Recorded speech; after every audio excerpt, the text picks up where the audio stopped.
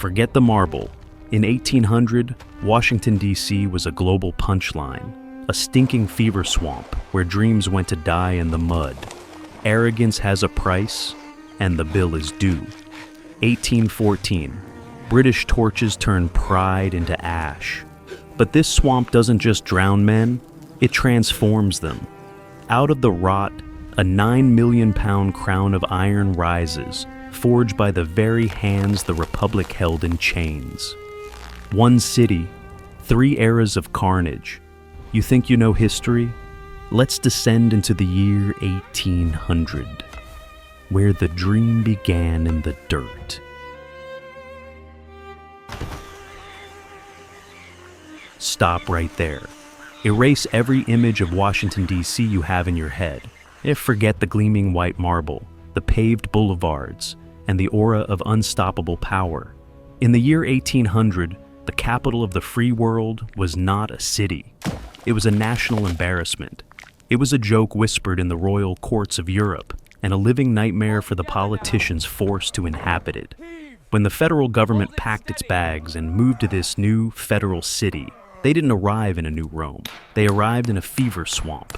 You are looking at a superpower that, at its birth, looked less like an empire and more like a failed real estate scam sinking into the Potomac mud. Zoom in on William Birch's 1800 painting. This is the most brutally honest depiction of America's fragile infancy.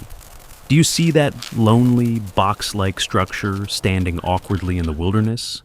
That is the United States Capitol. It wasn't a palace, it was a fragment.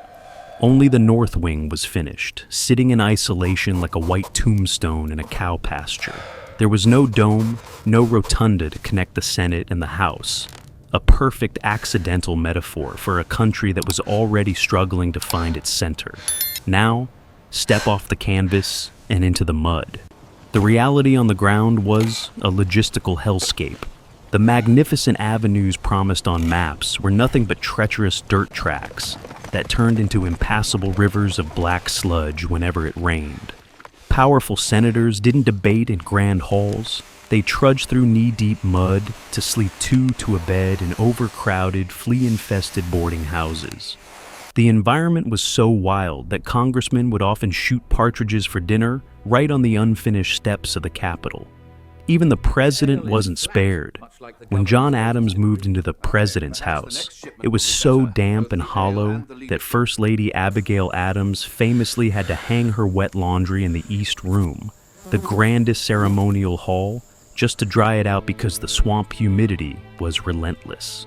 Foreign diplomats despised it here, calling it the capital of miserable huts. The architects believed they were building an empire in the woods.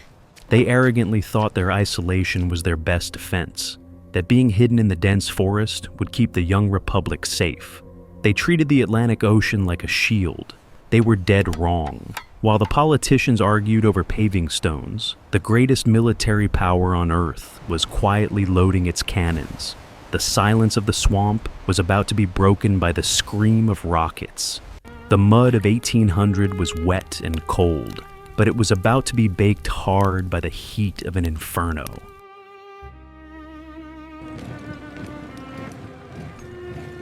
August 24th, 1814. Mark this date in blood because it is the only time in history the United States effectively ceased to exist. This isn't a movie scene. This is the absolute apocalypse of American pride. If you think the U.S. has always been untouchable, look at this image and humble yourself. This painting captures the moment the British Empire decided to decapitate the young republic and leave its headless corpse rotting in the sun. It wasn't just a military defeat. It was a ritualistic humiliation. George Munger's 1814 watercolor is a crime scene photograph. After the disastrous Battle of Bladensburg, where American troops fled so fast it was mockingly called the Bladensburg Races, the road to D.C. was left wide open. British Admiral George Cockburn marched his men right into the House of Representatives. He didn't just burn it, he mocked it. He climbed into the speaker's chair and asked his soldiers, "Shall this harbor of Yankee treason be burned?" The roar of "Aye" was the last thing the original Capitol ever heard. They used the 3,000 priceless books of the Library of Congress as kindling, turning the nation's intellectual soul into fuel for the bonfire. The heat grew so intense that the beautiful glass lamps melted into puddles and the stone columns literally exploded. Munger's painting shows the result: a hollowed-out skull of a building, roofless, blackened, and staring out with empty, scorched eye sockets. While the Capitol burned, President Madison was a humiliated refugee in the woods, watching the glow on the horizon, while British officers sat in his dining room, eating his dinner before torching the White House. The only reason this city wasn't wiped off the map was an act of God. A massive tornado ripped through the city the next day, dousing the flames with biblical fury. Nature saved the shell of the city, but the wood was gone forever. As the smoke cleared, the survivors made a vow: we do not run, we rebuild. But to rise from these ashes, the next capital wouldn't be built of just stone. It would have to be forged in iron, and the nation would have to survive a war not against the British, but against itself. All right, men, lift on the main. From the humiliating mud of 1800 and the charred ashes of 1814, we finally arrive at the absolute blinding glory of 1865. Stop and breathe this in. This isn't just a reconstruction, it is a resurrection. The swamp is gone. The ruins are buried. In their place rises the ultimate 9 million pound architectural middle finger to anyone who ever doubted the survival of the United States. That massive white dome floating in the background isn't stone. It is a cast iron monster, a technological marvel that screams power. But do not let the white paint fool you. This perfection was forged in the darkest nightmare America has ever known. Here is the savage irony that history books often gloss over. This dome was built during the apocalypse. When the Civil War broke out, advisors begged President Abraham Lincoln to stop the construction. They screamed that the iron was needed for cannons. Lincoln refused. He looked at the half-finished skeleton and declared, "If people see the Capitol going on, it is a sign we intend the Union shall go on." So, while cannons were tearing bodies apart at Gettysburg, cranes were lifting iron plates into the sky in D.C. And the ultimate twist that stings? The Statue of Freedom that stands on the very pinnacle of that dome was cast in bronze by Philip Reed, an enslaved man. The literal symbol of American freedom was forged, polished, and hoisted by the hands of a man in chains. Now, drop your eyes from the sky to the street level. Pennsylvania Avenue is no longer a muddy track. It is transformed into a river of blue. You are witnessing the Grand Review of the Armies, a victory parade so massive it lasted for 2 whole days.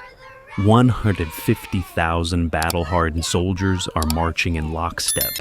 Witnesses describe the sound of their boots hitting the pavement not as footsteps, but as a low, rolling earthquake that shook the windows of the entire city. The unfinished city was finally complete, baptized by the fire of the British and solidified by the blood of the Civil War. But look closely at the shadows of this celebration, because the ghost of victory is haunting the frame. The triumph is absolute, but the cost was total. The man who willed that white dome into existence, Abraham Lincoln, is missing from the picture. He never got to see this parade. He was assassinated just weeks before, mere blocks away. He died knowing the dome was finished, but he never saw the troops march past it. The city was built, but the foundation was soaked in the blood of 600,000 Americans and the life of its own leader. Washington, D.C. proved once and for all that empires aren't given. They are forged in fire. The Reconstruction is over. The ashes are cold. The American century has begun.